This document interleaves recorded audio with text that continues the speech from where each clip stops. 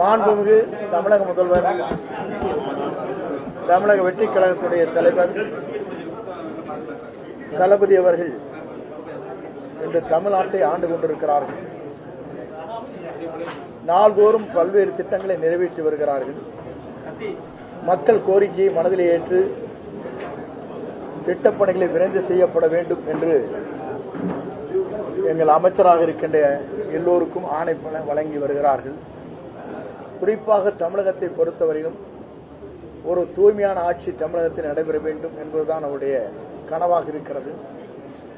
அதை மக்கள் அனைவரும் நிறைவேற்றுவதற்கு முன்வந்து அந்த பணிகளை எல்லோருடைய ஒத்துழைப்பாலும் நடைபெற வேண்டும் என்பதுதான் அந்த கோரிக்கை. மக்களும் ஏற்றுக்கொண்டிருக்கிறார்கள், மக்களும் வாழ்த்திக் கொண்டிருக்கிறார்கள், மக்களும் பாராட்டுகிறார்கள். இன்று இந்த சங்கத்தை பொறுத்தவரை 75 சங்கங்கள் இங்கே இருக்கிறது. அதை தலைமை பொறுப்பை ஏற்றிருக்கிற ராஜமாணிக்கம் அவர்களும் மற்றும் அந்த சங்கத்தில் இருக்கிற பொதுச் செயலாளர் போன்றவர்கள் இந்த சங்கத்திலே ஒன்றாக இணைந்து இவ்வளவு நாட்கள் 75 சங்கங்கள் ஒன்றாக இருப்பது என்பது தமிழ்நாட்டில் வரலாற்றில் ஈரோடு மட்டும்தான் தொடர்ந்து நடைபெற்றுக் கொண்டிருக்கிறது என்பதை என்னால் காண முடிகிறது. அதற்காக அனைத்து சங்க தலைவர்களுக்கும் ஒருங்கிணைப்பாளர்களுக்கும் என்னுடைய வாழ்த்துக்களையும் பாராட்டையும் நான் தெரிவித்துக் கொள்கிறேன். குறிப்பாக இங்கே வைக்கப்பட்டிருக்கிற 4-5 கோரிக்கைகள் இங்கே இருக்கிறது. ஒன்று, மின்சாரத்தில் எப்படி எங்களுக்கு பீக் ஹவர்ஸ் என்று சொல்லப்படுகிற அந்த ஒன்று இருக்கிறது. இரண்டாவதாக இங்கே பல்வேறு கோரிக்கை, இங்கே சாயப்பட்டறைகள், டையிங் ஃபேக்டரிகள், பிரிண்டிங் அசோசியேஷன், அதே போல ஜல்லிக்கரசர், அதே போல ஆயில் மில், ரைஸ் மில், அதே போல போக்குவரத்து நெரிசல் இல்லாமல் இருப்பது எப்படி என்ற பல்வேறு கோரிக்கை இங்கே வைக்கப்பட்டிருக்கிறது. ஒவ்வொரு கோரிக்கையும் நாம் அத்தனை பேரும் ஒருங்கிணைத்து செய்கிற போது தமிழக முதலமைச்சருடைய நல்லாசியோடு நிறைவேற்றுவதற்கு நல்ல வாய்ப்புகள் கிடைக்கும். இதற்கு முன்னாலே பாலாஜி அவர்கள் பேசுகிற போது பாராட்டு கூட்டத்திலே பேசுகிறோம், நாங்கள் எச்சரிக்கையாக பணிகளை ஆற்ற வேண்டிய நிலைகள் எங்களுக்கு இருக்கிறது என்பதை குறிப்பிட்டார். ஆகவே ஒரு பாராட்டு கூட்டம் நடைபெறுகிற போது அதிலே பல்வேறு கோரிக்கை வைக்கிற போது அந்த கோரிக்கையை நாம் எப்படி நிறைவேற்ற வேண்டும் என்பதுதான் நாங்கள் அந்த கூட்டத்திலே கலந்து கொள்ளும்போது எங்களுடைய எண்ணங்களிலே இருக்கிறது என்பதை நான் இந்த நேரத்தில் தெரிவித்துக் கொள்கிறேன். ஈரோடு மாநகரம் வளர்வதற்கு, ஈரோடு மாநகரத்தில் இருக்கிற சுற்றிலும் புறத்திலே இருக்கிற ஒவ்வொரு சட்டமன்ற தொகுதியும் வளர்வதற்கு என்னென்ன வழிகள் இருக்கிறது என்பதை ஆய்ந்து அந்த பணிகளை மேற்கொள்வதற்காக பல்வேறு அறிவுரைகளை எங்களுக்கு கடிதங்களாக இங்கே கொடுக்கப்பட்டிருக்கிறது. எப்படி நீங்கள் அதை செயல்படுத்த வேண்டும் என்பதுதான் சங்கத்துடைய கோரிக்கையாக இருக்கிறது. அந்த சங்க கோரிக்கை அனைத்தும் எப்படி சீர் செய்து சிறப்பான முறையை விரைந்து செய்வதற்கு எது வாய்ப்புகள் இருக்கிறதோ அதை செய்வதற்கு நாங்கள் இருவரும் முதலமைச்சரோடு உடனடியாக அவருடைய கவனத்துக்கு எடுத்துச் சென்ற அந்த பணிகளை மேற்கொள்வோம் என்பதை இந்த நேரத்தில் பணிபொன்போடு நான் தெரிவித்துக் கொள்கிறேன். நன்றி, வணக்கம். வேற சென்னை நந்தம்பாக்கம் மாதிரி, கோயம்புத்தூர் கொடிஷியா மாதிரி ஈரோட்லயும் ஒரு ட்ரேட் சென்டர் ஆரம்பிக்கிறது கேட்டாலும் போய் அதற்கான ஆவணம் செய்யும். அதற்கான பணிகளை சகோதரர் பாலாஜி அவர்கள் முயற்சி எடுத்து வருகிறார்கள். நானும் அந்த முயற்சியை மேற்கொண்டு வருகிறேன். அதற்கான பணிகள் எப்படி செயல்படுத்துவது என்பதை இந்த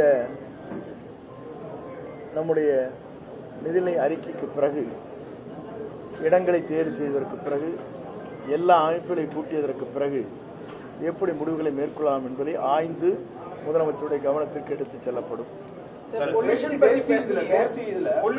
அந்த பார்டர்லாம் வந்து இன்க்ரீஸ் ஆயிருக்கு, அதனால வந்து கூலிலாம் உயர்த்தி கொடுக்கணும்னு சொல்லி கேட்டுக்கிறாங்க.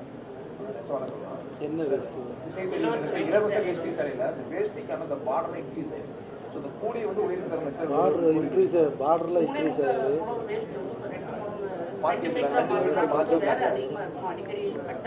அந்த கூலி உயர்வுக்கு தான் அதிகாரிகள்கிட்ட சொல்லி இருக்கிறோம். அதை சொல்லி அவங்களுக்கு பழைய அந்த பிக்கு அந்த காஸ்ட்டை வந்து சேர்த்து கொடுக்க சொல்லி கேட்டிருக்கிறோம். அவங்க வந்து ஆய்வு பண்ணிட்டு இருக்காங்க. கூடி சீக்கிரம் அது அரசாங்கம் வரும்.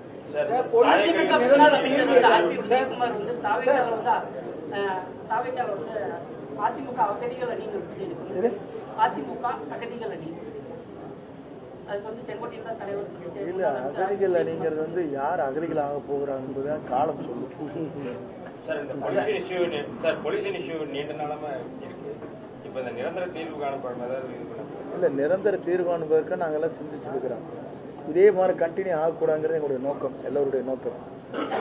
வியாபாரிகளும் இல்லைங்க, சொல்யூஷன் தொழில் நடத்துகின்றவர்களாக இருந்தாலும் சரி, பொதுமக்களாக இருந்தாலும் சரி, கல்வியாளராக இருந்தாலும் சரி, குழந்தைகளாக இருந்தாலும் சரி, எங்களை போன்ற அரசியல்வாதிகளாக இருந்தாலும் அதை நாங்கள் சிந்தித்துக் கொண்டிருக்கோம். எப்படி அதை சீர் செய்வது, எந்த முறையிலே சீர் செய்து சரிப்படுத்துவது என்பதுதான் எங்கள் ஆழ்ந்த சிந்தனையாக இருக்கிறது.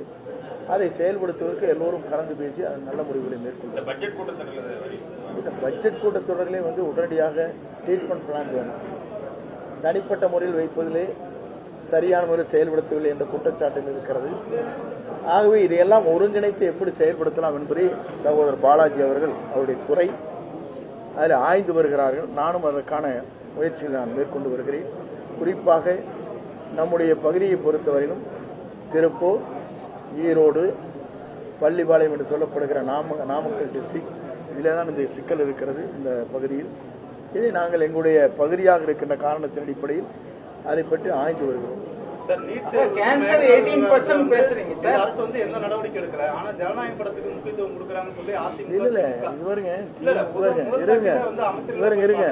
நான் எங்களை பொறுத்தளவுக்கு அதெல்லாம் கிடையாது. பேனாவுக்கு ஒரு 84 கோடி ஊற்றணும். கடலை கொண்டு போய் பேனா வைக்கல. யார் கேட்டாங்க? பேனா எந்த பேனா கண்டுபிடிச்சி வச்சிங்க? இதெல்லாம் நான் கேட்கக்கூடாதா? எதையோ ஒன்று சொல்றேன்னா அதுக்கெல்லாம் பதில் சொல்லிட்டுமா மன சங்கடங்கள் வரும். நாங்களாம் ஒரு சீனியர் பொலிட்டிஷியனா இருக்கேன். நான் அதெல்லாம் வேண்டாம்னு நினைக்கிறேன். நீங்களே கேட்கறீங்க. இல்லைங்க, வேற இருங்க. நான் கேட்கறது என்ன கேள்வினா, எல்லா காட்சியும் இன்று அவருடைய வாழ்க்கையில் இன்று சரித்திரம் படைத்த திரைப்படத்தில் இதுதான் நான் நடிக்கின்ற கடைசி படமாக இருக்கிறது என்று சொன்னதற்கு பிறகு இதை முடக்கி வெளியே வராமல் செய்தது யார் என்பது நாடு அறியும். ஆகவே இதையெல்லாம் தெரிந்ததற்கு பிறகு மக்களே இன்றைக்கு அந்த திரைப்படத்தை பார்க்க வேண்டும் என்று லட்சக்கணக்கானவர், கோடிக்கணக்கான திரண்டு அந்த படத்தை பார்த்து கொண்டிருக்கிறார்கள். ஆகவே அதெல்லாம் பார்க்கிற போது அவங்களுக்கு கொஞ்சம் கஷ்டமா தான் இருக்கு. ஏன்னா இந்த படம் தேர்தலுக்கு முன்னால் வந்திருந்தால் 234 சீட் நாங்க தான். முதலமைச்சருடைய அறையை மாத்துறாங்கன்னு சொல்லி ஒரு தகவல் வெளியே இருக்குது. அது மாதிரி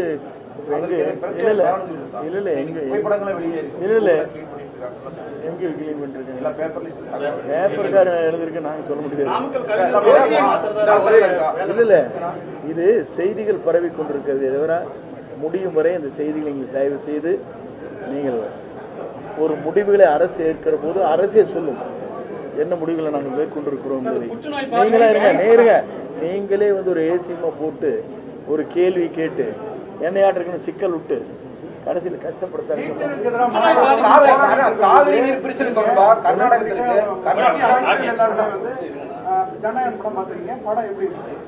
இப்பதான் அவர் ரைட்டுங்க சார். நம்ம ஒன்னே ஒண்ணு கேட்டா நீங்க சங்கடப்படுவீங்க. ஆப் த ரெக்கார்டு வைங்க. ஒரே நிமிஷம் லைவா போயிட்டு இருக்குதா? அப்ப அவர் சொல்றதுக்கு பதில் அப்புறம் சொல்றேன். கேட்டா வீட்டுக்கு பத்தி கேட்டால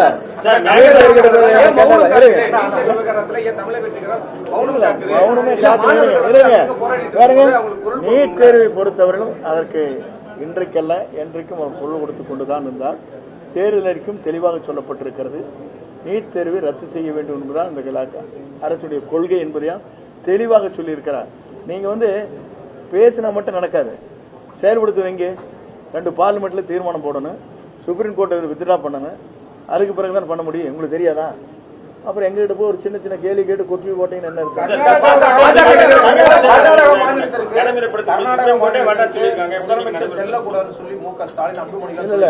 நான் ஒன்னே இருங்க, நான் ஒன்னே சொல்றேன். ரைட்டு இல்ல இருங்க, நான் சொல்லு அதுக்கு பதில் அது இருங்க. அதை பதில் சொன்னேன். இத்தனை 2 பேர் கேட்டாங்க. அது எனக்கு கேள்வி கேட்கிற உரிமை உங்களுக்கு இருக்கு. பதில் சொல்ல ஒரு நிமிஷம் விடணுமா வேண்டாமா? யோசிச்சது சொல்லணும் வேண்டாமா? இருங்க. அவர் கேட்டாரு எப்படி ஒரு முதலமைச்சர் போலாம் அப்படின்னு கேட்டீங்களா? இதே துரைமுருகன் போனாரா இல்லையா? கர்நாடகத்துக்கு ஒரு பிரதிநிதியா போய் லெட்டர் எடுத்து போய் கொடுத்தாரா இல்லையா? அம்மா இருக்கிற போது பொதுப்பணித்துறை இருந்தா பன்னீர்செல்வம் அவர் சட்ட அமைச்சர் போனாங்களா இல்லையா? அவங்க பிரதிநிதியா போறாங்க, இவங்க போன் பண்ணி பேசுறாங்க, இவர் நேரடியா போறாரு. அவ்வளோதான். பெரிய அது ஒன்றும் தவறாக கிடையாது. போய் கேட்கறது ஒரு கோரிக்கை. தலைவரே போனார். தலைவர் போய் குன்றாவ அமைச்சராக இருக்கிற போது அவர் வீட்டில் போய் தண்ணி கொடுத்த போது எனக்கு தண்ணி எடுத்துவிட்டு தண்ணி குடிப்பேன்னு சொல்லி எங்கள் மிஸ்டர் சொன்னது கதை எழுதியிருக்கீங்களா இல்லையா? அப்போல்லாம் அதெல்லாம் தப்புங்கிறீங்களா? நீங்கள் நேரடி பேச்சுவார்த்தை நடத்தி அதனால் வெற்றி பெற முடியும் என்றால் அதையும் பயன்படுத்தலாம். முடியவில்லை என்றால் வழக்கு மன்றத்துக்கு செல்லலாம். இதுதான். இருங்க என்னிடத்தில் வழக்கு மன்றத்துக்கு போகலாங்கிறது தானே. இருங்க, நீங்கள் இப்போ போகிறீங்க, நான் காரில் போகிறேன், ஸ்டெப்பில் இறங்கி தான் போக வேண்டியிருக்குது. அதில் ஒன்றும் பெரிய தப்பு கிடையாது. ஸ்டெப்பில் ஜம்ப் பண்ண சொன்னால் எப்படி காருக்கு ஜம்ப் பண்ண முடியும்? ஜம்ப் பண்ண முடியாது. அதனால் இதெல்லாம் ஒரு பெரிய பாருங்க, இதெல்லாம் கேள்வி வரும். உங்களுக்கு டைமு 24 மணி நேரம் ஓடணும் டிவி. இதுக்கு எங்களை போட்டு வாட்டி எடுக்கிறீங்கப்பா. பாஜக நிர்வாகி சரத்குமார் பிறந்தநாள் விழாவில் வந்துட்டு சீமான் அவர்களும் சரத்குமார் அவர்களும் எலெக்ஷனுக்கு முன்னாடியே சேர்ந்திருந்தா தமிழ்நாட்டுடைய நிலையே மாறி இருக்கும் அப்படின்ற மாதிரி இன்னைக்கு வெற்றி பெற்றவர்கள்லாம் நிலையான வெற்றி நினைச்சிட்டு இருக்காங்க. கண்டிப்பாக சீமான் அவர்களும் வெற்றி பெறக்கூடிய வாய்ப்புகள் இருக்குன்ற மாதிரி பேசியிருக்காங்க. திடீர்னு பாஜக சீமான் அவர்களை தூக்கி இருப்பதற்கான காரணம் அது அவர்கிட்ட கேட்க வேண்டியது. அவர் தனிப்பட்ட முறையில் அவர் ஒரு பெரிய லீடர் கிடையாது. அவர் ஒரு கருத்தை சொல்லியிருக்காரு. அந்த கருத்தை நீங்க கேட்க எல்லா இடமும் பேசுறீங்க. கேன்சர் அது உங்களுக்கு எல்லாம் இருந்தா சரி, எனக்கு இல்ல, எங்களுக்கு உங்களுக்கு இல்ல, ரெண்டு பேருக்கு இல்ல. நீங்க எக்ஸ்பிரஸ் எங்க 2 பேருக்கு இல்ல. எக்ஸ்பிரஸ் யாத்திரை போயிட்டு இருக்கிற சார். இருங்க, என்ன கேன்சருக்கு என்ன தீர்வுன்னு சொன்னா ட்ரீட்மெண்ட் தான்.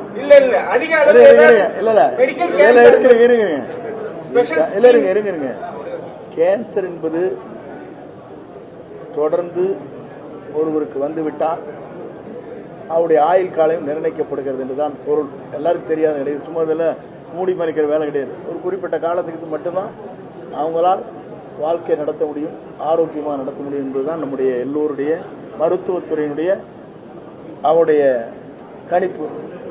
ஆனால் நீங்கள் கேட்பதற்கு இந்த கேள்விக்கு என்னன்னா, எல்லா ட்ரீட்மெண்ட் எப்படி பண்ணணுங்கிறது பெருந்துறைக்கெல்லாம் நான் இது பண்ணிட்டு இருக்கிறேன். ட்ரீட்மெண்ட் எப்படி பண்ணணும், இங்கே இருக்கிற ஜிஹெச்சில் எப்படி பண்ணணும், கோயம்புத்தூரில் என்ன ட்ரீட்மெண்ட் பண்ணணும், இந்த கேன்சருக்கு என்னென்ன ஹெல்ப் பண்ணலாம் அப்படிங்கிறத பற்றி அரசு ஆய்ந்து கொண்டு இருக்கிறது. இப்போ தான் நீங்கள் வந்தேன். 90 நாள் இந்த போர்டு போட்டீங்கன்னா நாங்கள் என்னதான் பண்ணுது? புற்றுநோய்க்கு தனியா ஒரு மருத்துவமனை கொண்டு வரதுக்கு முயற்சி பண்ணிட்டு இருக்கிறோம். அது எல்லாது அந்த சம்பந்தப்பட்ட அதிகாரிகள்ட்ட எல்லாமே ஆய்வு எல்லாம் கலந்து பேசிட்டு இருக்கிறோம். நிச்சயம் கண்டிப்பா இங்க வந்து தமிழக பெண்கள் ஒரே ஒரு கேள்வி மட்டும் தான். அப்புறம் ஆறு கேட்க ஒரே கேள்வி தமிழக மகளிர்கள் அவரோட எதிர்பார்த்துட்டு அந்த 2000 ரூபாய் பணம் இந்த நிதிநிலை அறிக்கையில் அறிவிக்கப்படுறதுக்கு வாய்ப்பு இருக்குங்களா? நிதிநிலை எப்படி இருக்குன்னு உங்களுக்கு தெரியுதா இல்லையா? உங்களுக்கு நான் கேட்கறேன். அவரோட எதிர்பார்த்தீங்க. உங்க வீட்டுல 2 பிள்ளை இருக்குது. 2 பிள்ளைக்கு ஒரே நாள் நம்ம கல்யாணம் முடிச்சிட முடியுமா? அதே முடியாதுல. செலவு பற்றாடல. 13 லட்சத்தி கோடி 32 லட்சம் 13 கோடியே 13 லட்சம் கோடியே 32 லட்சம் இருக்குங்களா? இதுக்கு வட்டி மட்டும் 328.8 கொடுக்குறோம் டெய்லி. இதெல்லாம் நீங்க வந்து சரி பண்ணணும்னு வேண்டாமா? நீங்க இப்போ வந்து அவங்க சொன்னாங்களா, அன்னைக்கு சொன்னாங்களா 1000 ரூபாய் கொடுக்கறது எவ்வளவு நாள் கழிச்சு கொடுத்தாங்க? அப்புறம் எங்களுக்கு மட்டும் எப்ப கொடுப்பீங்கன்னு கேட்டீங்க?